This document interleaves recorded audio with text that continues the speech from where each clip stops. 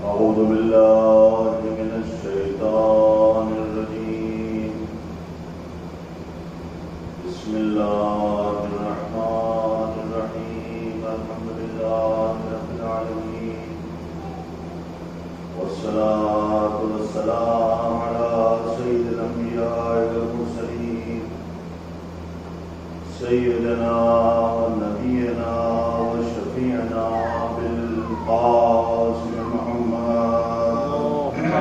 على محمد وعلى أهل بيت الطيبين الطاهرين المعصومين المظلومين، ولعنة الله على أعدائهم أجمعين من يومنا هذا إلى قيام يوم الدين. أما بعد، فقد قال رسول الله صلى الله عليه وآله: بسم الله الرحمن الرحيم. يا علي إذا رأيت الناس يشتغلون بالفضائل فاشتغل أنت بالفرائض، وإذا رأيت الناس يشتغلون بعيوب الناس فاشتغل أنت بعيوب نفسك، وإذا رأيت الناس يشتغلون بتزيين الدنيا فاشتغل أنت بتزيين الآخرة، وإذا رأيت الناس يتوسلون بالخلق فتوسل أنت بالخالق. صلوات محمد. اللهم صل على محمد وآل محمد. ایام عزائے سید الشہداء کا باقاعدہ آغاز ہو چکا ہے، اور اسی مناسبت سے اس مدرسے کی یہ پہلی مجلس ہے۔ یقیناً امام حسین علیہ السلام کا غم، امام حسین علیہ السلام کی شہادت، امام حسین علیہ السلام کی قربانی ایک ایسی قربانی ہے جسے صرف ہم ہی نہیں بلکہ جہاں جہاں بھی انسانیت پائی جاتی ہے وہاں امام حسین علیہ السلام کی خدمت میں خراج عقیدت پیش کی جاتی ہے۔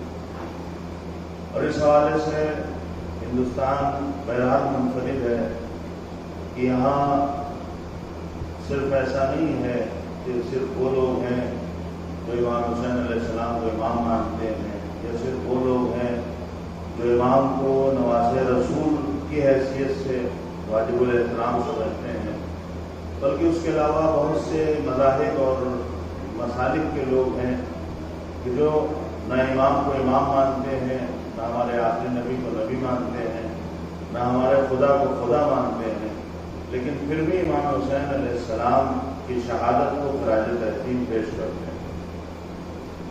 اور یہی ایک اہم میسج ہے ہمارے لیے، ایک اہم پیغام ہے کہ امام حسین علیہ السلام سے محبت کرنا، جہاں بھی جس دل میں بھی ذرا سے انسانیت پائی جائے گی وہ امام حسین علیہ السلام سے محبت کرے گا۔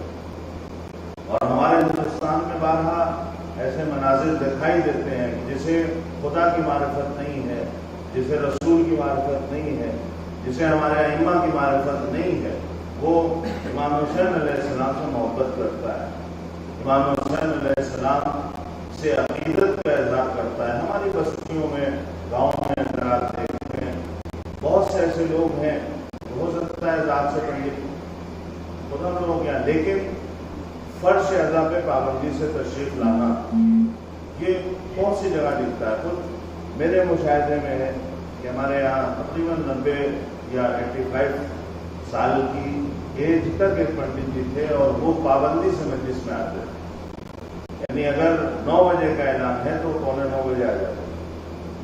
ماتم جب تک ہوتا تھا تب تک وہ رکتے تھے اور اس کے بعد ہی وہ جاتے تھے، یعنی ان کی حاضری ہم سے بہتر ان کی شرکت، کیونکہ ہمارے اکثر یہ ہوتا ہے کہ مجالس میں ہم لوگ اگر حاضر بھی ہوتے ہیں تو سوچتے ہیں پہلے سوز و سلام ہو جائے، خطیب بیٹھ جائے، پھر اس کے بعد جایا جاتا ہے، اور جس کے بعد اور کم ٹائم ہوتا ہے وہ مصائب وغیرہ میں شرکت کرتا ہے، اور بعض لوگ مصائب میں شرکت نہیں کر پاتے ہیں تو صرف ماتم میں شرکت کرتے ہیں۔ یعنی یہ الگ الگ کیٹیگری ہیں ہمارے یہاں، لیکن بہت سے ایسے لوگ ہیں کہ جو اس پابندی کے ساتھ شرکت کرتے ہیں جو ہماری ہم جتنی پابندی نہیں کر سکتے، لیکن وہ امام کو امام نہیں سمجھتے ہیں، وہ نبی کو نبی نہیں مانتے ہیں، خدا کو خدا نہیں مانتے ہیں، لیکن اس غم میں شرکت کرتے ہیں۔ کہنے کا مطلب یہ ہے کہ ایک امام حسین علیہ السلام کی شہادت کی عظمتوں کی بنیاد پر آپ کو ماننا، ایک بار امام کی عظمتوں کو بھی تسلیم کرنا ہے، امام کی شہادت کی عظمتوں کو تسلیم کرنا ہے، لیکن اس کے ساتھ امام کو امام بھی ماننا ہے۔ یعنی ایک صرف محبت والی عزاداری ہے، ایک محبت کے ساتھ ساتھ معرفت والی عزاداری ہے۔ ہم سے جو مطالبہ کیا جا رہا ہے وہ صرف محبت والی عزاداری نہیں ہے، ہم سے جو مطالبہ کیا جا رہا ہے وہ معرفت والی عزاداری ہے۔ ہم میں اور اغیار میں فرق یہی ہے، اگر صرف امام حسین پہ رونے کا مسئلہ ہے تو سب روتے ہیں، امام حسین پہ اگر گریہ کرنے کی بات ہے تو پھر ہم مسلمان کیا ہندو سکھ عیسائی سبھی آپ کو روتے ہوئے نظر آئیں گے، بہت سے لوگ۔ یعنی صرف رونے کا ہم سے مطالبہ نہیں ہے، ہمارا اور ان کا معاملہ یہ ہے کہ وہ بھی حسین کا غم مناتے ہیں، ہم بھی حسین کا غم مناتے ہیں۔ وہ صرف امام حسین پہ رو لیں گے، ان کے اعتبار سے ان کی محبت کا حق ادا ہو جائے گا، لیکن ہمیں صرف محبت کا حق ادا نہیں کرنا ہے بلکہ معرفت کا حق بھی ادا کرنا ہے۔ صلوات پڑھ دیں۔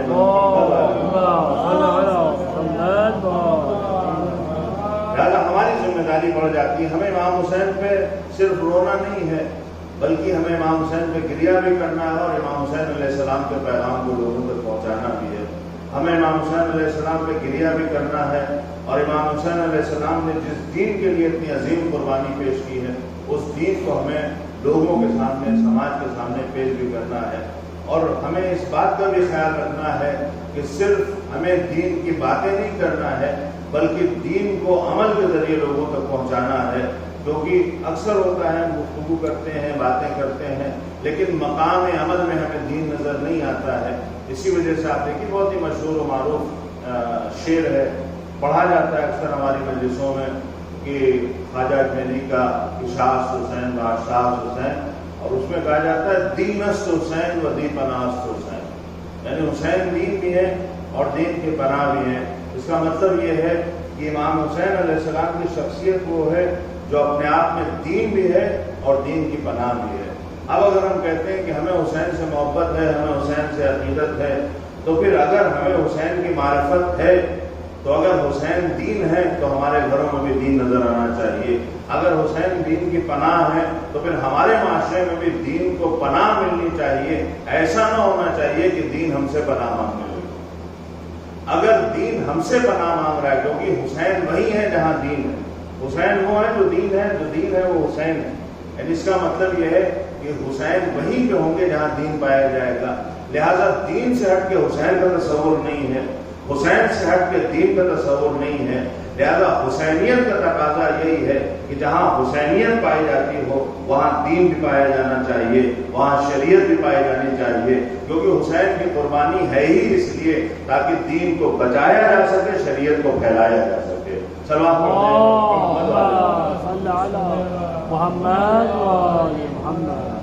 بہرحال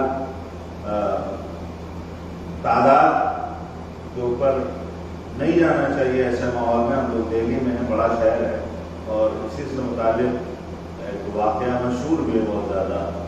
ایک بزرگ عالم دین تھے جو تہران میں بڑی مجلسوں کو خطاب کیا کرتے تھے، اور بہت اب تہران کی بڑی مجلس کا مطلب یہ ہے کہ آپ دہلی سے اس کا مقایسہ نہیں کر سکتے، کیونکہ دہلی میں بہرحال بڑا شہر ہے، لیکن وہاں پہ 95% یا اس سے زیادہ وہ لوگ ہیں جو امام حسین کی ماننے اور چاہنے والے، امام حسین کی عزاداری برپا کرنے والے۔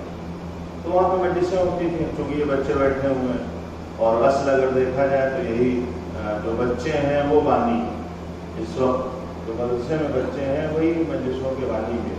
ان کی سلوات تھوڑی ہلکی تھی، اس لیے جو ہے میں واقعہ سنا رہا ہوں۔ سلوات مدد محمد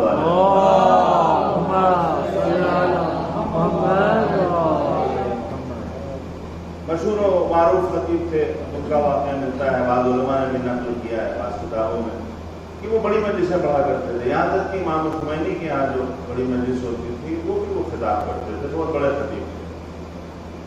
تو بچوں نے اپنے محلے میں، اکثر آپ نے سوشل میڈیا پہ تصویر دیکھی ہوگی کہ وہ کالے کپڑے لگا کے छोटा सा शामियाना टाइप का बना के कुछ बच्चे बैठे हुए हैं।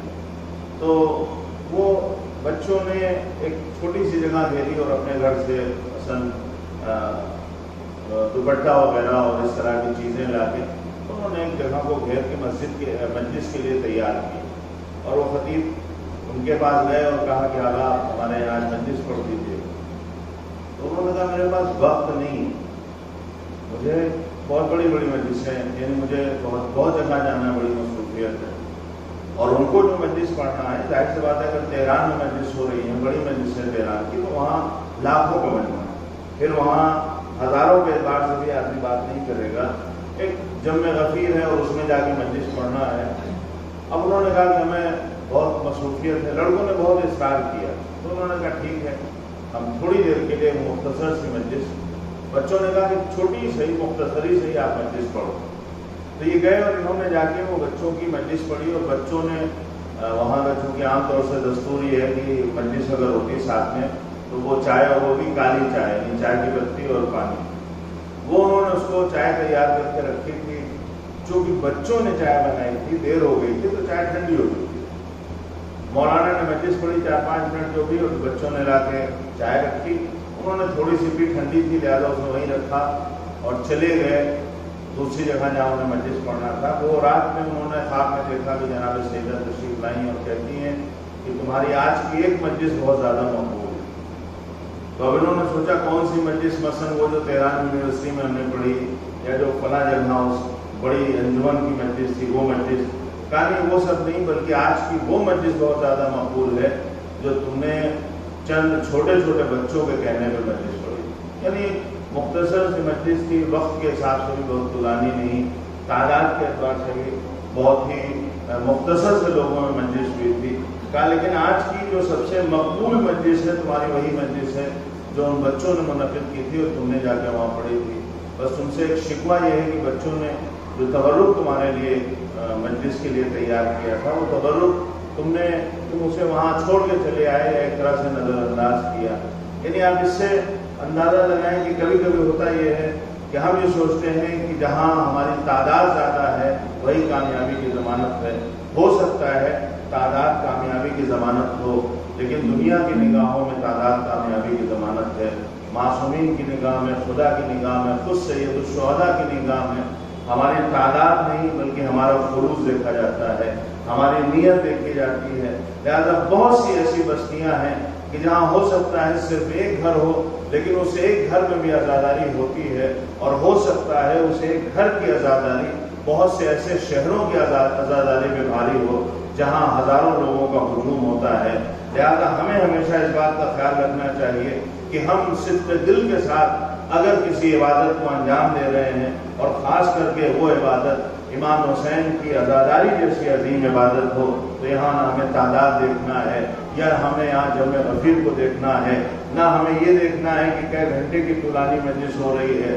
खुलूस के साथ जितनी देर भी इबादत कीजिए, हो सकता है ये इबादत बहुत सी ऐसी इबादतों पर तरजीह रखती हो जिसे कई हज़ार लोगों ने अंजाम दिया हो और बहुत देर तक अंजाम दिया हो, क्योंकि यहाँ तादाद नहीं देखी जाती है, हमारे खुलूस को देखा जाता है। सलावत पढ़ते हैं।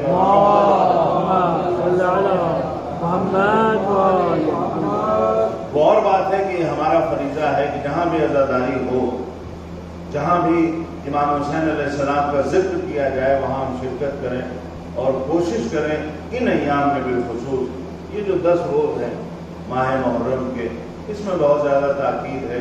इसमें बड़ा ख्याल रखना चाहिए कि इमाम हुसैन अलैहिस्सलाम की आज़ादारी जितना भी ज़्यादा हमसे मुमकिन हो सके शान और शौकत के साथ बर्पा की जाए, इमाम हुसैन अलैहिस्सलाम का जिक्र किया जाए, क्योंकि इमाम हुसैन अलैहिस्सलाम का जिक्र सिर्फ इसलिए नहीं है कि इस जिक्र को करके हम अपनी मोहब्बत का सबूत देते हैं।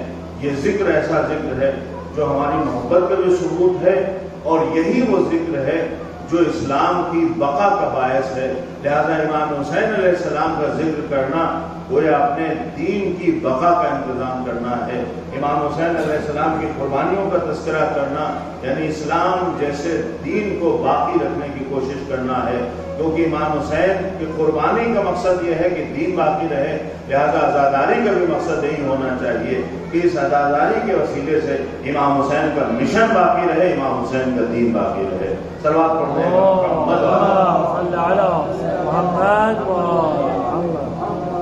لہذا ہمارے یہاں حدیثوں میں بڑی تاکید کی گئی ہے، یہاں تک کہا گیا ہے من بکا و بکا و تباکا، روئے رلائے اور رونے جیسے صورت بنائے۔ صرف رونے اور رلانے تک کی بات نہیں ہے، بلکہ اس غم کا احترام اتنا ہے کہ اگر رونے جیسی ہم صورت بھی بنا رہے ہیں تو اس پہ بھی ہمارے لیے کہا گیا ہے فوجبت الجنہ۔ اور بات ہے کہ اس کی دوسری بھی شرائط ہیں، لیکن اتنی زیادہ تاکید اس بات کی دلیل ہے کہ یہ عزاداری اہم کتنی ہے، اور ہماری ذمہ داری اس لیے بہت زیادہ ہے کہ جو مجلس کو جس نے بھی منعقد کی ہے، یہ جو مجلس منعقد کرنا ہے، یہ جو انجمنیں ہیں، جو ذاکرین ہیں، خود ان کا کام رونا بھی ہے اور ایسا ماحول بنانا کہ جس میں لوگ آ کے رو سکیں۔ اگر کسی نے فرش رضا بچھایا ہے تو اس لیے بچھایا ہے تاکہ یہاں مجلس منعقد ہو، لوگ آئیں اور امام حسین پہ گریہ کریں، تو گویا یہ بھی اسی حدیث کا مصداق ہے کہ اگر کسی نے فرش رضا بچھا لیا، ہو سکتا ہے ایک منتظم خود فرش رضا پہ نہ بیٹھا ہو، لیکن اس نے فرش رضا بچھایا ہے، لوگ آ کے یہاں امام حسین کا ذکر کر رہے ہیں، لوگ گریہ کر رہے ہیں، تو یہ بھی اسی حدیث کا مصداق ہے کہ جو رو رہا ہے یا رلا رہا ہے یا رونے جیسے حالات بنا رہا ہے، لہذا فرش رضا کی عظمتوں کا خیال ہونا چاہیے۔ ہماری کوشش یہ ہونا چاہیے کہ چونکہ یہ عبادت یہاں پہ بہت طولانی نہیں ہے، بہت وقت نہیں ہے، دوسری مجالس سے ٹکراؤ نہ ہونے پائے اگر کوئی کہیں اور جانا چاہتا ہے، اس لیے ہماری کوشش یہ ہونا چاہیے کہ نہ ہم اس کو بہت زیادہ تاخیر سے شروع کریں اور نہ ہم اس بات کا انتظار کریں کہ جب آدھی مجلس ہو جائے تب ہمیں جانا ہے۔ کوشش یہ ہونا چاہیے کہ امام حسین علیہ السلام کی اس مجلس کو جتنی زیادہ شان و شوکت سے، جتنا زیادہ پابندی سے ہم منعقد کر سکتے ہوں منعقد کرنا چاہیے، کیونکہ یہ مجلس صرف ہمارے لیے نہیں ہے بلکہ ہم اس مجلس کے ذریعے دوسروں کو بھی ایک پیغام دینا چاہتے ہیں کہ امام حسین علیہ السلام کی قربانی صرف عالم اسلام کے لیے نہیں ہے بلکہ پورے عالم انسانیت کے لیے ہے، لہذا جہاں بھی سینے میں دل ہوگا وہاں امام حسین کو چاہا بھی جائے گا، ان کی عزاداری بھی برپا کی جائے گی۔ صلوات پڑھتے ہیں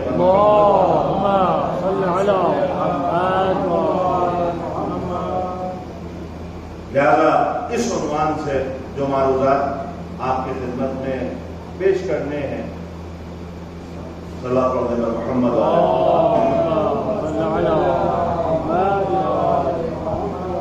جس حدیث کی تلاوت کا شرف حاصل کیا، اس سے پہلے کہ اس حدیث کے بارے میں کچھ روشنی ڈالی جائے، مقدمے کے طور پہ بعض باتیں میں نے آپ کی خدمت میں عرض کی۔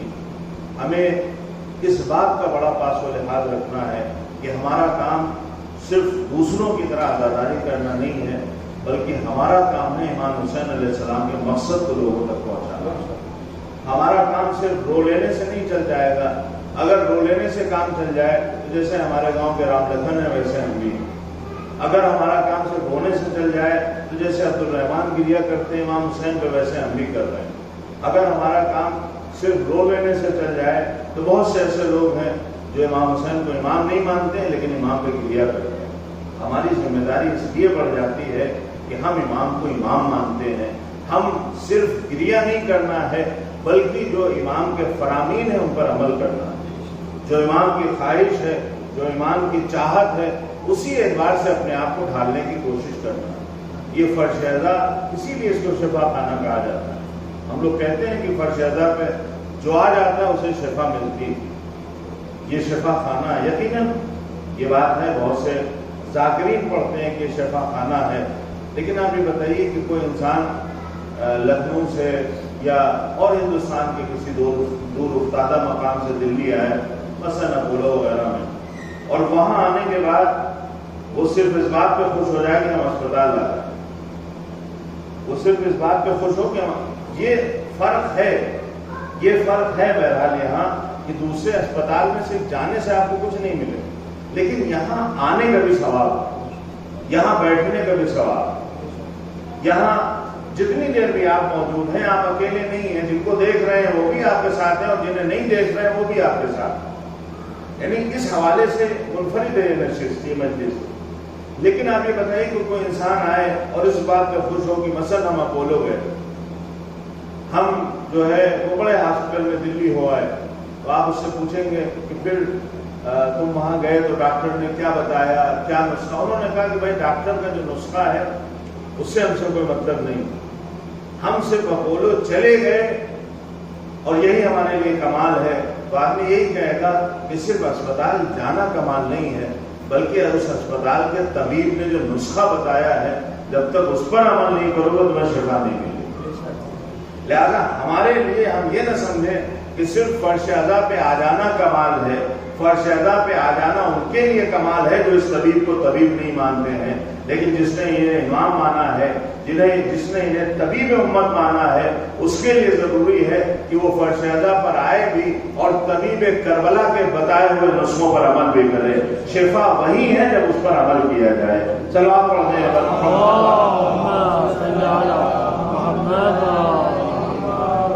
لہٰذا اس حوالے سے ہمارے لیے بہت اہم ہے۔ بہت سی جگہ ہم یہ سمجھتے ہیں کہ صرف ہم نے حاضری دے دی اور گویا کمال کر دیا۔ یقیناً اس حاضری میں ثواب ہے، یقیناً یہاں پہ آنا، یہاں پہ شرکت کرنا، یہاں پہ بیٹھنا، جتنی دیر آپ بیٹھے ہیں کم سے کم اتنی دیر ایسے بہت سے لوگوں سے دور ہیں جو الٹی سیدھی باتیں کر رہے ہیں۔ فرش ادا پہ آپ بیٹھے ہوئے ہیں، خود ہمارا عقیدہ یہ ہے کہ یہاں معصومین آتے ہیں، تو ہم اگر معصومین کی ہمراہی میں بیٹھے ہوئے ہیں تو ادھر ادھر بیٹھنے سے بہت بہتر ہے کہ ہم یہاں آ کے بیٹھیں۔ یقیناً اس کا فائدہ ہے، لیکن اگر اچھے لوگوں کے ساتھ بیٹھا جا رہا ہے تو صرف بیٹھنا کمال نہیں ہے بلکہ اچھے لوگوں سے سیکھنا بھی چاہیے۔ آدمی یہ کہتے ہیں کہ ہم فلاں جو ہے وہ عالم کے پاس ایک مدتوں بیٹھے، لیکن اس کے بعد ہمیں یہ نہیں پتا کہ نماز کیسے پڑھی جاتی ہے، تو فوراً اعتراض ہوگا پھر تمہارے بیٹھنے کا فائدہ کیا ہے۔ تو یہ نہ ہو کہ ہم یہاں سے جائیں اور کہیں کہ فرش ادا پہ 12 برس ہم بیٹھے ہیں اور فرش ادا پہ ہم معصومین کے ساتھ بیٹھے ہیں، لیکن مقام عمل میں پوچھ لیا جائے کہ جب تم نے معصومین کے ہمراہ بیٹھے ہو تو ان کے ہمراہ چلنے کی تم نے کوشش کی ہے۔ صرف ان کے ساتھ بیٹھنے کا کمال نہیں ہے بلکہ ان کے ساتھ چلنا، ان کی اتباع کرنا، ان کی پیروی کرنے کا ہم سے مطالبہ کیا گیا ہے۔ صلوات پڑھتے ہیں۔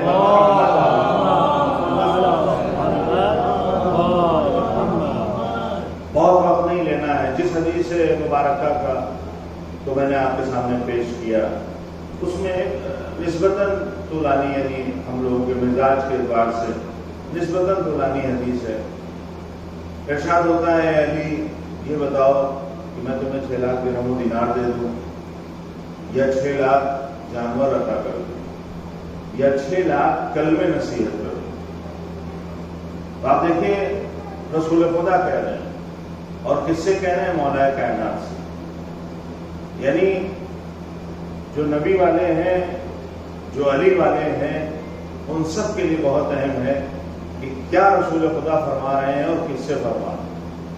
ہمارے پہلے امام سے ہمارا آخری نبی یہ کہہ رہا ہے، اے علی یہ بتاؤ میں تمہیں 6 لاکھ درہم و دینار دے دوں یا 6 لاکھ جانور دے دوں یا 6 لاکھ کلمہ نصیحت کر دوں۔ دیکھیے ہمارا جو مزاج ہے، جیسے ہی ہم سے کہا جاتا، یعنی رسول خدا اگر کہیں کہ میں تمہیں 6 لاکھ درہم و دینار دے دوں تو ہم اس سے آگے بڑھتے ہی نہیں کہ یا رسول اللہ بس وہی 6 لاکھ درہم و دینار بہت، کیونکہ آپ کے ہاتھ سے جو سونا مل رہا ہے اس سے کھرا سونا نہیں ملے۔ جبکہ دنیا میں ہمارا مزاج یہ ہے کہ اگر کہیں سے پیسہ ملتا ہے تو ہم عام طور سے بہت تحقیق نہیں کرتے ہیں کہ پیسہ کہاں سے آ رہا ہے، یہ دینے والا کون ہے اور کما کہاں سے رہا ہے۔ ہم کو صرف اس سے مطلب ہے کہ اگر یہ پیسہ دے رہا ہے تو اس میں بہت زیادہ چون اور چرا نہیں ہے، بہت زیادہ سوال نہیں ہے، بلکہ جہاں پہ سوال ہوتے ہیں دنیا کا دستور یہ ہے کہ پیسے دے کے منہ بند کر دیے جاتے ہیں۔ یہاں پہ کھرا سونا ہے، رسول خدا دے رہے ہیں کوئی پیسہ، اس میں ایک ذرہ برابر بھی ڈاؤٹ نہیں ہے، ایک ذرہ برابر آدمی سوچ بھی نہیں سکتا ہے کہ اس میں کوئی خرابی ہوگی۔ یعنی اس سے اچھا مال کہیں نہیں ملنے والا، اس سے اچھا روپیہ اور پیسہ کہیں نہیں ملنے والا۔ یعنی آدمی آنکھ بند کر کے لے اور بہت خوش ہو گیا کہ رسول خدا ہمیں دے دے۔ اے علی بتاؤ تمہیں 6 لاکھ درہم و دینار دے دے یا 6 लाख जानवर देते हैं। हमारे जैसे होते कहते हैं या रसूल अल्लाह आप दिरहम दिनार ही दीजिए, जानवर भी आप दीजिएगा तो उसे बेच के हमें पैसा ही कमाना है। आजकल बहरहाल ये भी एक हमेशा रहा है कारोबार, और आजकल इस पर भी बहुत से एरियो में बड़ी तवज्जो है कि जानवर पाले जाए और बेच के पैसा कमाए। तो जो रसूल जानवर दे उससे बेहतर जानवर हुए जमीन पे कोई नहीं। जो रसूल पैसा दे उससे साफ और शफाफ, उससे बेहतर कोई पैसा नहीं हुए जमीन में। लेकिन आप ये देखिए कि हमारे मौला का मिजाज क्या है। या हम तुम्हें दिरहम दिनार देते हैं, तुम्हें जानवर देते हैं, या तुम्हें 6 लाख कल में नसीहत करें। हमसे अगर नसीहत की बात हो तो हम लोग कहें देखिए नसीहत वगैरह तो होती रहती है, वो तो अक्सर आप करते ही रहते हैं, नसीहत की हमें जरूरत नहीं है, बस आप पैसे दे रहे हैं वही बहुत है, सवाब पढ़ने पर।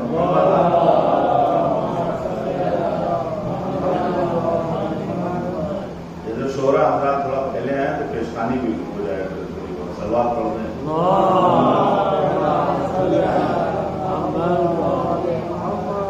एक मुद्दत के बाद उन लोगों को भी सुनने का मौका मिले कि जिन्हें हम लोगों ने तालीम के दौरान बचपने में सुना है, सलवात पढ़ते हैं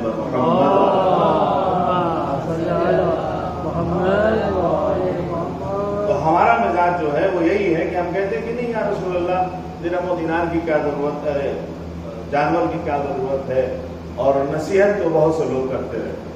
देखिए ये भी एक फैक्ट है दौरे हाजिर कि हमें नसीहत एकदम पसंद नहीं, हमें किसी की सुनना पसंद ही नहीं। यानी आमतौर से हमारा मिजाज ये है वो ना सुनने वाला होता है। और फिर हम बहुत से लोगों पर एतराज करते हैं अपने जो हमारे बरादरान हैं कि उनके यहाँ मसलन ये कहा गया कि हमारे लिए कुरान काफ़ी है क्योंकि कुरान सुनाता नहीं, खामोश। लेकिन मिजाजन अगर आप देखिए तो हमें भी आज के दौर में वही पसंद है जो चुप रहे, जो बोलता है वो आज भी हमें अच्छा नहीं लगता है, जो टोक दे वो अच्छा नहीं लगता है। आप समाज में तो छोड़िए, आप घर में देखिए, पहले जो घर में बुजुर्गों का दर्जा था या मोहल्ले में आप देखिए, जो पहले बुजुर्गों को इख्तियारात हासिल थे अब नहीं। पहले मोहल्ले में अगर कोई लड़का जरा से गलत बात कर रहा है तो हर बुजुर्ग को हक हासिल था कि वो एक आधा घंटा लगा सकता था। और आज हमारे बहुत से इख्तिलाफ सिर्फ इस बात पे होते हैं कि तुमने मेरे बच्चे को क्यों टोका, अगर टोकना था तो अपने बच्चे को टोका, आपको हमारे बच्चे से क्या लेना देना। मकाम तरबियत में जो बहुत बड़ी मुश्किल है दौरे हाजिर में कि सब कुछ आपको देखना है, एक बार सिर्फ आपको निगाह रखना है और एक बार एक महल्ले के बुजुर्ग और दूसरे जो दर्द दिल रखते हैं जब उनकी निगाह रहती है तो बहुत से मसाइल जो उस वक्त हमें पता नहीं चलते थे इन बुजुर्गों के जरिए, यानी घर वालों को पता ही नहीं चला और बड़े मसले हल हो जाते।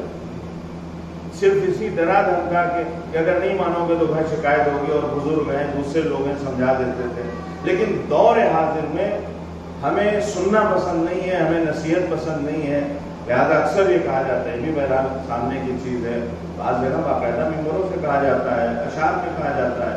एक जगह कहीं महफिल थी, उसमें शायर ने पढ़ा, बहरहाल उनको अपना वो रदीफ और काफिये का भी ख्याल रखना था, तो वो उनका जो खुलासा था शेर का वो एक मशहूर शायर है कि अगर तुमको वाज़ो नसीहत करना है तो मस्जिद के मिंबर पर जाओ, और अगर फदाइल बयान करना है तो गदीर के मिंबर पे आओ, और गदीर का मिंबर मजलिस वाला मिंबर, यानी जो मस्जिद में मिंबर है वो कोई और मिंबर है, वाज़ो नसीहत का मिंबर कोई और है। और अक्सर होता है लोग कहते हैं कि आज मजलिस क्या है, वो जुमे का खुतबा हो गया। तो जुमे का खुतबे में आप ये देखिए कि जुमे के खुतबे में जो शर्त है, जब आप किताबों में देखिएगा कि कौन होना चाहिए इमाम जुमा, तो उसमें एक जो अहम शर्त है वो ये है कि जो इमाम जुमा हो उसे खतीब होना चाहिए, यानी अच्छा बोलने वाला हो। यानी जुमे का असल मकसद वहाँ कहा जा रहा है कि शरीयत ये कह रही है कि जुमा वही पढ़ाए जो खतीब हो, और दुनिया ये कह रही है उसे खतीब नहीं मानेंगे जो जुमा पढ़ाएगा। चलो हाथ पढ़ते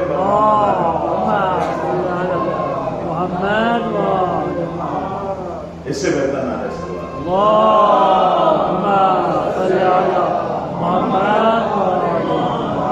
यानी हमारा मिजाज ये है कि वाज़ और नसीहत जो होना चाहिए वो वहाँ से होना चाहिए, और फिर उसके बाद एक बड़ा तबका जो है वो मस्जिद से दूर, यानी जिसे जरूरत है वो है नहीं वहाँ, نتیجہ یہ ہوتا ہے کہ بہت سے پیغامات پہنچ نہیں پاتے. کہا جا رہا ہے ممبر ایک غدیر کا ممبر ہے، ایک ممبر جو ہے وہ مسائل کا، ہاں مسائل کا اور فضائل کا، فضائل لانا تھا. تو انہوں نے کہا وہ ایک مسائل کا ممبر ہے، وہ مسجد کا ممبر ہے، ایک فضائل کا ممبر ہے جو مجلس کا ممبر ہے. اگر فضائل بیان کرنے ہیں تو مجلس میں آئیے، اور اگر مسائل بیان کرنے ہیں تو مسجد میں جائیے. مجھے بعد میں تھوڑی سی تقریر کرنا تھا. ہم نے کہا ہمارے پاس 2 ممبر ہیں ہی نہیں، ایک ممبر ہے وہ ممبر رسول ہے. یہی مسائل کا بھی ممبر ہے، یہی فضائل کا بھی ممبر ہے. یعنی ایسا نہیں ہے کہ رسول نے مسائل کسی اور ممبر سے بیان کیے تھے، فضائل کے لیے کوئی اور ممبر تلاش کیا ہو. مسجد کوفہ سے مولا کائنات نے جب فضائل بیان کرنا ہو تو کوئی اور ممبر دیکھا ہو، اور جب مسائل بیان کرنے رہے ہوں تو کوئی اور. اور اکثر جتنا بھی دین پہنچا ہے، جتنے بھی مسائل اور فضائل بیان کیے گئے ہیں، وہ سب اکثر مسجد کے ممبروں سے بیان کیے گئے ہیں، چاہے وہ ممبر رسول رہا ہو یا مسجد کوفہ میں مولا کائنات نے ممبر پہ جا کے مسائل اور مسائل بیان کیے ہوں. لہذا جتنے بھی فضائل ہیں، جتنے بھی مسائل ہیں، وہ تمام ممبر رسول سے بیان کیے گئے ہیں. جب ہم کہتے ہیں کہ اس ممبر سے پورا دین بیان کیا گیا ہے تو دین میں مسائل بھی ہیں، دین میں فضائل بھی ہیں، دین میں شریعت ہے، احکام ہے، ساری چیزیں دین کا حصہ ہے. لہذا حسب ضرورت یہاں سے تمام چیزوں کو بیان کیا جانا چاہیے، کیونکہ ممبر اس لیے ہے تاکہ تشنگی کو دور کیا جائے، کسی کو یہاں سے تشنا واپس نہ بھیجا جائے. صلوات پڑھتے ہیں.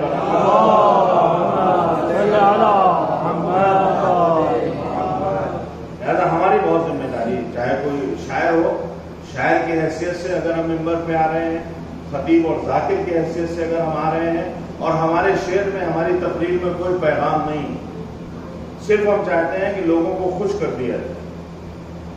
صرف ہمارا مقصد یہ ہے کہ لوگ ہماری تقریر سے خوش ہو جائیں. اگر لوگوں کو خوش کرنا ہمارا مقصد ہو تو جو اگر ہم کہتے ہیں، اگر استاد یہ سوچ کے آئے کہ ہمیں اپنے بچوں کو خوش کرنا ہے، اسے یہ نہیں دیکھنا ہے کہ ان کی تعلیمی لیاقت کا ہمیں کتنا خیال رکھنا ہے، ہمیں کتنا انہیں آگاہ کرنا ہے. تو اگر والدین اپنے بچوں کو خوش کرنے کے چکر میں پڑتے ہیں تو بچے برباد ہو جاتے ہیں. اگر قوم میں ہم اس چکر میں رہ جائیں گے تو یقیناً قوم ترقی نہیں کرے گی جس طرح سے ترقی کرنا چاہیے. ورنہ آپ سوچئے کہ امام حسین علیہ السلام سے صرف محبت کر کے نہ جانے کتنے لوگ سنور گئے. ہم نے صرف محبت نہیں کی ہے، اپنے امام کو امام بھی مانا ہے. تو ہمیں ان سے کہیں زیادہ سنورنا اور سدھرنا چاہیے. صلوات پڑھنے پر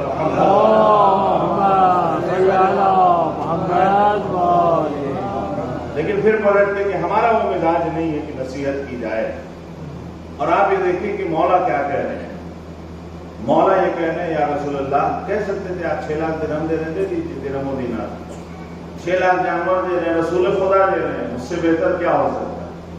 آپ نے کہا یا رسول اللہ 6 لاکھ کلمہ نصیحت کروا، 6 لاکھ کلمہ نصیحت. یہ بھی کسی کا مثلا جگر ہے کہ کوئی کہے کہ 6 لاکھ کلمہ نصیحت، کہہ رہے 6 لاکھ کلمہ نصیحت فرما دی.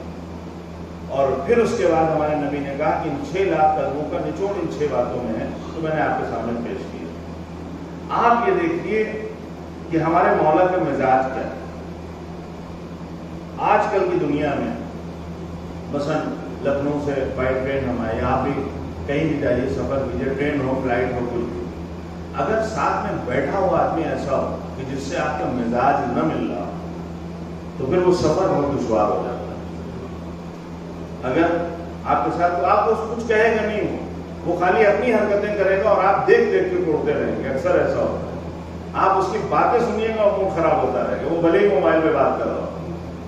جب آپ مزاج نہیں ملتا ہے تو چند گھنٹوں کا سفر بڑا دشوار ہو جاتا ہے. یا جیسے مثلا آدمی شادی کرتا ہے، کارڈ چھپواتا ہے، ہنگامہ ہے، سب کچھ ہے، اور پھر اس کے بعد آپ دیکھتے ہیں کہ جو ہزاروں لوگوں کو دعوت دے کے جو شادی انجام پائی ہے، وہ شادی 1-2 سال میں ختم ہو جاتی، ٹوٹ جاتی. آپ نے کہا بھائی کیا بات ہے، آپ نے تو کارڈ چھپوائے، لوگوں کو بلایا، اعلان کیا. صلوات پڑھنا محمد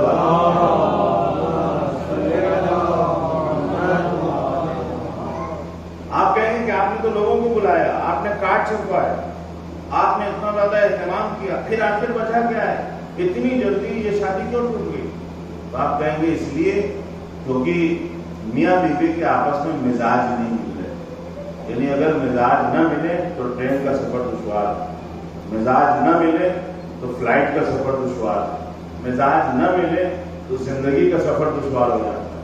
بہت سے معاملات آج کل تو بہت زیادہ ہوتے ہیں، صرف اسی بیس پہ اور کچھ نہیں ہے، مزاج نہیں مل رہا ہے ایک دوسرے کا، لہذا فوراً بہت اہتمام سے رشتہ ہوتا ہے اور وہ رشتہ ختم ہو جاتا ہے۔ کیوں؟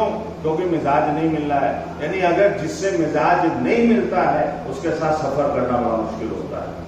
ہم یہ کہتے ہیں کہ ہمیں مولا کے ساتھ رہنا ہے، ہمارا شمار مولا کے شیعوں میں ہوتا ہے، ہم مولا کے ماننے والے ہیں، ہمیں مولا کے ساتھ ہمیشہ رہنا ہے، دنیا میں بھی ہمیں مولا کے ساتھ رہنا ہے، آخرت میں بھی ساتھ رہنا ہے۔ تو اگر علی کے ساتھ اہل بیت کے ساتھ رہنا ہے تو پھر یہ بھی دیکھنا ہوگا کہ ان کا مزاج کیا ہے اور ہمارا مزاج کیا ہے۔ اگر مزاج نہ ملے، دنیا کا سفر دشوار ہو جائے، تو کیسے ممکن ہے کہ بغیر مزاج ملے ہوئے دنیا میں بھی ساتھ مل جائے، آخرت میں بھی ساتھ مل جائے؟ چلو آپ پڑھتے ہیں۔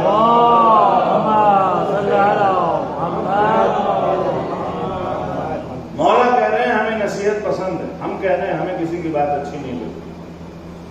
مولا کہہ رہے ہیں کہ ہمیں نصیحت پسند ہے، آپ نصیحت کیجئے۔ یہ جو کہہ رہے ہیں ہمیں درہم و دینار نہیں چاہیے، اس سے اچھا روپیہ پیسہ نہیں ہے، اس سے اچھا جانور نہیں ہے، لیکن کہہ رہے ہیں نہیں ہمیں درہم و دینار نہیں چاہیے، آپ ہمیں نصیحت کریں یا رسول اللہ۔ یعنی مولا کا مزاج یہ ہے کہ نصیحت کی جائے اور ہمارا مزاج یہ ہے کہ نصیحت نہ کی جائے۔ یعنی مزاجن ہم بھی وہی ہیں جنہوں نے کہا تھا کہ کتاب ہمارے لیے کافی ہے، وہاں بھی نہ سننے کا مزاج تھا، یہاں بھی مزاجن نہ سننا ہے۔ کہنے کو دیکھیے دعویٰ کچھ بھی ہو، مزاجن یعنی عملاً جو ہے ہمیں پسند نہیں ہے کوئی ہمیں روک دے، ہمیں اچھا نہیں لگتا ہے کہ کوئی بہت زیادہ چار باتیں کہہ دے، ہمیں بھی اچھا نہیں لگے گا۔ اگر مثلا پروفیسر صاحب یہ 10 بار ٹوک دیں گے تو پھر ان کی گلی میں جانا چھوڑ دیں گے، ان سے سلام دعا چھوڑ دیں گے۔ بہت سے لوگ کہتے ہیں باقاعدہ کہ فلاں سوال بہت کرتے ہیں، ٹوکتے بہت ہیں، لہذا ہم نے ان سے ملنا چھوڑ دیا۔ ہمارا مزاج یہ ہے کہ ہمیں نہ روکا جائے نہ ٹوکا جائے، لیکن شریعت کا مزاج یہ ہے کہ ہمیں امر بالمعروف بھی کرنا ہے، نہیں عن المنکر بھی کرنا ہے۔ یہ نہیں ہے کہ آپ غلطیاں ہو رہی ہیں دیکھتے رہیے اور ٹوک نہ سکیے، آپ کو اچھائی کی طرف دعوت بھی دینا ہے، برائیوں سے روکنا بھی ہے۔ امام حسین علیہ السلام کی کربلا اس سے ہٹ کے کچھ اور نہیں ہے، کربلا اچھائیوں کی طرف بلاتی ہے، برائیوں سے روکتی ہے۔ صلوات پڑھتے ہیں۔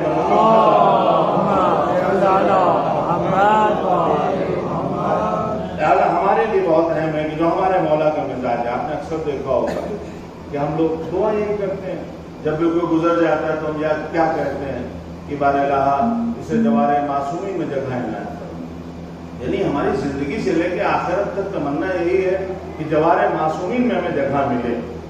جوار معصومین میں جگہ ملنے کے لیے اس جگہ کے رہنے لائق بھی ہمیں ہونا چاہیے، اس اعتبار سے اپنے آپ کو بنانے کی بھی کوشش ہونا چاہیے کہ ہم جب جائیں تو ہمیں جوار معصومین ملے۔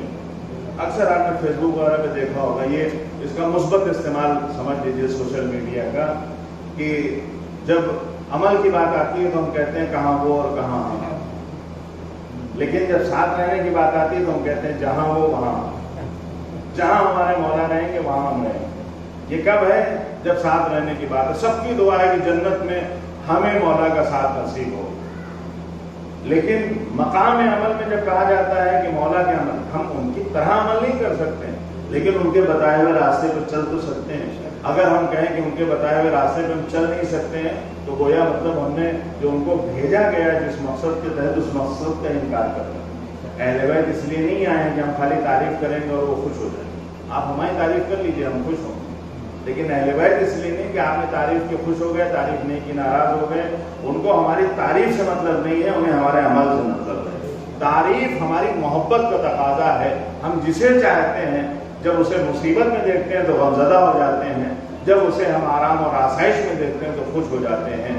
یہ محبت کا تقاضا ہے کہ ان کی خوشی میں خوش ہوا جائے، ان کے غم میں غمزدہ ہوا جائے۔ لیکن ہم سے مطالبہ یہ نہیں ہے کہ تم ہماری تعریف کرو، ہم سے مطالبہ ہے صرف اتباع کا، پیروی کا۔ اگر امام مانا ہے تو امام کو آگے رکھو، اس کے بتائے ہوئے راستے پہ چلتے رہو۔ صلوات پڑھتے ہیں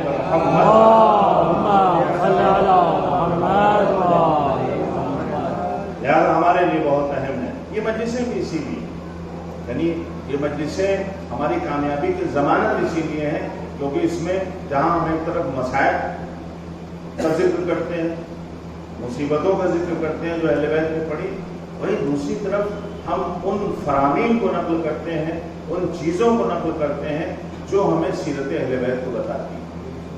اور اسی وقت فائدہ بھی ہے کہ ہم یہ بھی سیکھیں کہ ہمیں کرنا کیا ہے۔ جن پہ ہم روتے ہیں پہلے ان کی زندگی کے بارے میں بھی ہمیں معلومات ہونا چاہیے، اور جتنا زیادہ ان کی سیرت سے ہم آگاہ ہوتے جائیں گے، اس سیرت پہ عمل کرنے کی کوشش کریں گے، دنیا اور آخرت میں ہماری کامیابی کی ضمانت ہے۔ بہت تفصیل میں نہیں جانا ہے عزیزوں، اور نصیحت بھی بہت زیادہ ہو چکی ہے، لیکن ہمیں اس حوالے سے بہت سی جگہ اس کو فضائل نہیں سمجھا جاتا۔ اہل بیت کے کمال کا تذکرہ کسی بھی عنوان سے ہو فضیلت ہے، کسی بھی عنوان سے۔ اگر ہم نے کہا رات بھر انہوں نے نماز پڑھی تو یہ فضیلت ہے، خالی یہ نہیں فضائل ہے کہ جب مولا 10-20 کو ماریں گے تبھی فضائل ہے، نہیں مارا تو فضائل نہیں، مطلب اٹھا کے پٹکا فلاں کو تب فضیلت ہے۔ اور ہم نے کہہ دیا مولا نے جو ہے رات بھر جاگ کے نماز پڑھتے تھے، یتیموں اور مسکینوں کا خیال رکھتے تھے، رات میں جاگ کے جو ہے وہ لوگوں کو کھانا پہنچاتے تھے، وہ سمجھ میں نہ آئے یہ کون سا فضائل ہے۔ یعنی یہ جو ہماری سمجھ ہے، جو ہماری فکر ہے، وہ بہت سے فضائل کو فضائل نہیں سمجھتی، یہ ہمارے فکر کی خامی ہے۔ فضیلتیں اپنی جگہ پہ سب، اسی لیے اکثر ہوتا ہے کہ جو زیادہ شور مچا لے میدان موسیقی کا، یہاں شور مچانا باعث فضیلت نہیں ہے، بلکہ اہل بیت کے کمالات کا تذکرہ ایسے کیجیے کہ وہ کمالات خود بخود ہمارے سماج میں شور مچائیں۔ لہٰذا بہت ضروری ہے کربلا کا جب تذکرہ کیا جائے تو اس کا وہ پہلو جو ہماری اصلاح کے لیے، اور خلاصہ اگر دیکھا جائے تو کربلا ہے ہی اسی لیے کنانہ کی امت کی اصلاح کرنا، ہم تک صحیح دین کو پہنچانا۔ جتنے بھی مسائل ہیں آج کے دور میں، اس کی اصل وجہ یہی ہے کہ ہم دین کو اس طرح سے نہیں سمجھ سکے جس طرح سے ہمیں دین سمجھایا گیا ہے۔ بہت سے، اب اس میں بہت تفصیل کا موقع نہیں ہے، ہم جو چیز ہمارے لیے صحیح ہے یعنی سوٹیبل ہے اس کو ہم دین مانتے ہیں، یعنی وہ ہمارے پاس ہو سکتا ہے۔ ایک بار ہمارے لیے دین یہی ہو کہ مصلی پہ دن رات عبادت کریں، بس یہی دین، لیکن دین صرف وہ نہیں ہے جو مسجد میں بھی دین ہے، مسجد سے باہر بھی دین۔ ایسا نہیں ہے کہ بازار میں دین نہیں، ایسا نہیں ہے کہ آپ کے آفس میں دین نہیں، آفس میں بھی دین ہے، مسجد میں بھی دین ہے، مدرسے میں بھی دین ہے۔ ہم لوگ جو دین ہمارے یہاں تصور ہے وہ صرف مسجد و مدرسے تک ہے، اس کے باہر دین کا تصور نہیں ہے۔ جب یہ تصور ہمارا مسجد اور مدرسوں سے باہر آ جائے، دین ہمارے آفس میں بھی نظر آنے لگے، دین ہمارے سفر میں بھی نظر آنے لگے، تب پھر اس دین کے ماننے اور چاہنے والوں کی تعداد بہت زیادہ بڑھ جائے گی۔ صلوات پڑھتے ہیں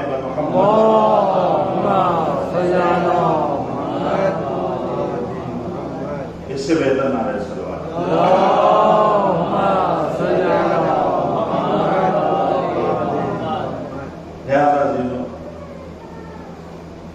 ہمارے لیے بہت اہم ہے کہ ہم امام حسین علیہ السلام کے غم کو بھی منائیں، اور کوشش یہ رہے کہ جو پیغامات کربلا ہیں انہیں لوگوں تک پہنچایا جائے۔ یقیناً اگر ہمارا مزاج اپنے مولا کے مزاج سے نہیں ملے گا تو ہمارے لیے اطاعت اور پیروی کرنا بہت مشکل ہو جائے گا۔ اور کربلا کے میدان میں بھی یہی دیکھنے کو ملا، جن کا مزاج صحیح سے نہیں مل پایا وہ کربلا تک آ نہیں سکے۔ کربلا کے بہت سے چاہنے اور ماننے والے تھے، لیکن اس حد تک مزاج نہیں مل رہا تھا، لہذا وہ کربلا تک پہنچ نہیں پائے چاہے جتنے چاہنے والے کیوں نہ۔ بہت سے لوگ ہیں جنہوں نے ابتدا میں بھی ساتھ نہیں آئے، بہت سے جو راستے میں ملے پھر بھی انہوں نے ساتھ نہیں دیا۔ بعض نے مشورہ دیا کہ آپ ادھر کہاں جا رہے ہیں، ادھر جائیے، آپ یہ نہ کریے، آپ ادھر نہ جائیے۔ امام سے یہ کہنا کہ آپ ادھر نہیں ادھر جائیے، اس کا مطلب یہ ہے کہ آپ امام کو امام نہیں مان رہے۔ امام کو امام ماننے کا مطلب یہ ہے کہ امام جدھر جائے ادھر آپ جائیے۔ پھر امام سے یہ نہیں کہا جائے کہ مولا آپ یہ کریے اور وہ کریے، ایسا کر لیجیے ویسا کر لیجیے، یعنی امام سے یہ خواہش کی جائے جو ہم چاہ رہے ہیں اس اعتبار سے آپ چلیے۔ یعنی یہ ہے کہ آپ کو امام کی اس طرح سے معرفت نہیں ہے جیسی ہونا چاہیے۔ آپ سوچئے، آپ لوگوں کے لیے بھی بہرحال بہت سے لوگ ہوں گے، بہت سے لوگ ایام اظہر شروع ہوتے گھر چلے جاتے ہیں، اور بہت سے لوگ نہیں جا پاتے، جو نہیں جا پاتے انہیں اپنے گھر کی یاد آتی، یعنی خاص کر کے ماہ محرم میں ہمیں بہت زیادہ اپنے گھر کی یاد آتی ہے، اذا خانے یاد آتے ہیں۔ کیوں اس لیے کہ وہاں اذا خانہ ہے، مجلسیں ہیں، ساری چیزیں ہمارے ذہن میں۔ لیکن آپ سوچیے کہ امام حسین علیہ السلام کا وطن اور اس کے مقابلے میں ہمارے وطن، اس کی کیا ہے؟ یعنی ہم اگر اپنے وطن سے دور ہیں تو ہمارے وطن کی کیا حیثیت ہے؟ اور اس کے بعد یہ درد ہوتا ہے اکثر، آپ یعنی آپ گھر چلے جائیں گے تو آپ کو گھر کی یاد آئے گی، اپنے یہاں بیٹھے ہوں گے کہ کاش وہاں ہوتے. بہت سے لوگ پھر ہم لوگ فون کرتے ہیں کیا ہو رہا ہے آج، کون سی مجلس ہے، کیا جلوس ہے، مجلس کیسی ہوئی، یعنی ایک دل لگا رہتا ہے صرف اس لیے کہ وہاں لوگ جمع ہیں، عزاداری ہو رہی ہے، ہمارا وطن ہے. آپ سوچیے کہ امام حسین کے لیے وطن کی کیا حیثیت ہے، جہاں ایک طرف نانا کا روضہ ہے، ماں کا مزار ہے. ہم اپنے وطن کو چھوڑتے ہیں، بڑی تکلیف محسوس ہوتی ہے. نہ ہمارا وطن مدینے کی طرح ہے، نہ ہمارے نانا رسول خدا ہے، نہ ہماری ماں فاطمہ سیدہ ہے. آپ سوچئے نہ ہمیں اپنی ماں سے ویسی محبت ہے جیسی حسین کو اپنی ماں سے محبت تھی، نہ ہمیں اپنے بزرگوں سے ویسی محبت ہے جس طرح سے امام حسین علیہ السلام کو رسول خدا سے تھی. لیکن آپ سوچئے اس عالم میں بھی امام حسین علیہ السلام کو مدینہ چھوڑنا پڑا ہے. اس کو ہم کہہ سکتے ہیں لیکن سمجھ نہیں سکتے ہیں کہ امام حسین علیہ السلام کے دل پہ کیا گزری ہوگی. امام حسین علیہ السلام اپنے نانا کے مدینے کو چھوڑ رہے ہیں. آپ سوچئے ایک وقت ایسا ہے، روایات میں ملتا ہے کہ جب جناب سیدہ اس دنیا سے گزر گئی ہیں اور ایک ایک کر کے بچے رخصت ہونے لگے ہیں، سارے بچے اپنی ماں سے رخصت ہوتے ہیں، یقیناً رخصت ہوئے ہوں گے جس انداز سے بھی رخصت ہوئے ہوں، لیکن امام حسین کے لیے کہا جاتا ہے کہ امام حسین گئے ہیں اور آپ نے کہا اماں میں آپ کے پاس سے اس وقت تک رخصت نہ ہوں گا جب تک آپ مجھے ایک بار اپنے سینے سے نہ لگا لیں. روایت کہتی ہے بندے کفن ٹوٹتے ہیں دو ہاتھ نمودار ہوئے، حسین کو اپنی آغوش میں ایک بار جناب سیدہ نے لے لیا. میرا دل کہتا ہے کہ جب حسین اپنی ماں سے رخصت ہونے کے لیے گئے ہیں، روایات میں ہے حسین بہت دیر تک نانا کے مزار پہ رہے ہیں، بہت دیر تک ماں کے مزار میں بیٹھ کے گریہ کیا ہے. میرا دل کہتا ہے کہ ایک بار حسین اپنی ماں کے مزار پہ گئے ہوں گے، قبر بطول پہ جا کے حسین نے ایک بار کہا ہوگا اے اماں اب حسین ہمیشہ کے لیے رخصت ہو رہا ہے، ایک بار اور مجھے اپنے کلیجے سے لگا لیجئے. عجب نہیں کہ قبر سے سیدہ کے ہاتھ نمودار ہوئے ہوں. اے بیٹا حسین آؤ میرے آغوش میں آ جاؤ. ہاں عزیزو حسین اس مدینے سے رخصت ہوئے ہیں.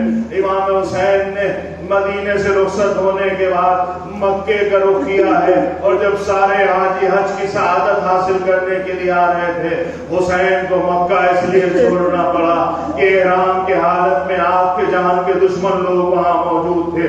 حرمت کعبہ کو بچانے کے لیے، اسلام کے تقدس کو برقرار رکھنے کے لیے حسین نے حج نہیں کیا بلکہ آپ نے کربلا کا رخ کیا ہے. بہت تفصیل میں نہیں جانا ہے، ابھی حسین راستے میں ہے. آپ نے اپنے سفیر جناب مسلم کو کوفے بھیجا تھا، مومنین کی دعوت پہ آپ کوفے کے لیے نکلے ہیں. ایک بار راستے میں قاصد ملتا ہے، آپ نے اس سے پوچھا کہ بتاؤ میرا بھائی مسلم کیسا ہے. اس نے کہا مولا جب ہم وہاں سے چلے تھے تو دارالنوارا پہ مسلم کے لاشے کو لٹکایا جا چکا تھا، دارالنوارا سے آپ کے جنازے کو نیچے پھینکا جا چکا تھا. ایک بار حسین نے جیسے ہی جناب مسلم کی شہادت کی خبر سنی، یتیم جناب مسلم کو بلایا. اس ننھی سی بچی کو قریب بلانے کے بعد حسین دست شفقت پھیرنے لگے، حسین محبت کا سلوک کرنے لگے. ارے خاندان عصمت و طہارت کی بچی تھی، یہ انداز دیکھا تو سمجھ گئی. سوال کرتی ہے میرے بابا خیریت سے تو ہے، لیکن میرا دل چاہتا ہے کہ ہاتھوں کو جوڑ کے عرض کروں آپ سے کہ آپ محبت کا سلوک کیجئے، آپ رقیہ کو کلیجے سے لگائیے، آپ اس کے سر پہ دست شفقت رکھیے، لیکن آپ ذرا خیال رکھیے گا کہ ننھی سکینہ اس منظر کو نہ دیکھ لے. ارے 3.5 سال کی بچی یہی سوچے گی جب کسی کے بابا شہید ہو جاتے ہیں تو اسے کلیجے سے لگا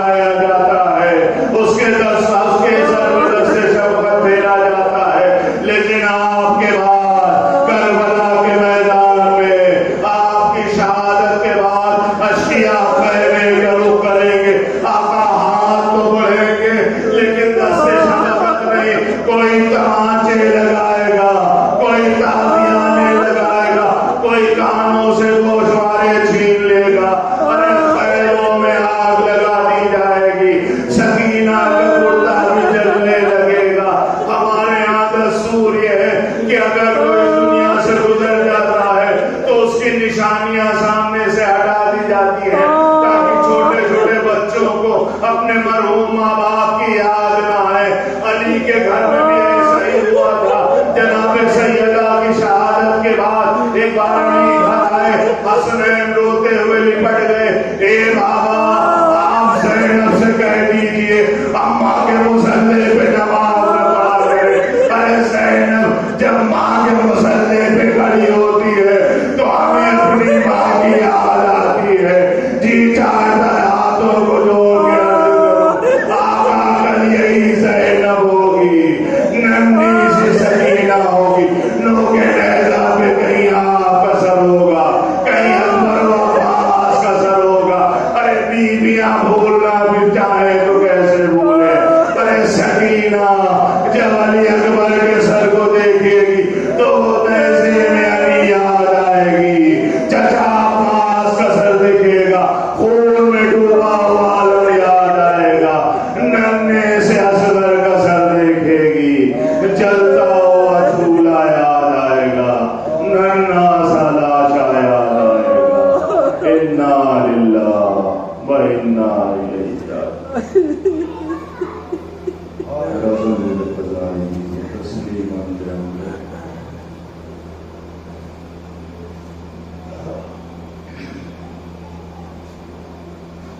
شعر الذي نزل أيام قليل ينقلبون. إنا لله وإنا إليه راجعون. بار الہ ہمارے اس مختصر سی عبادت کو قبول کر.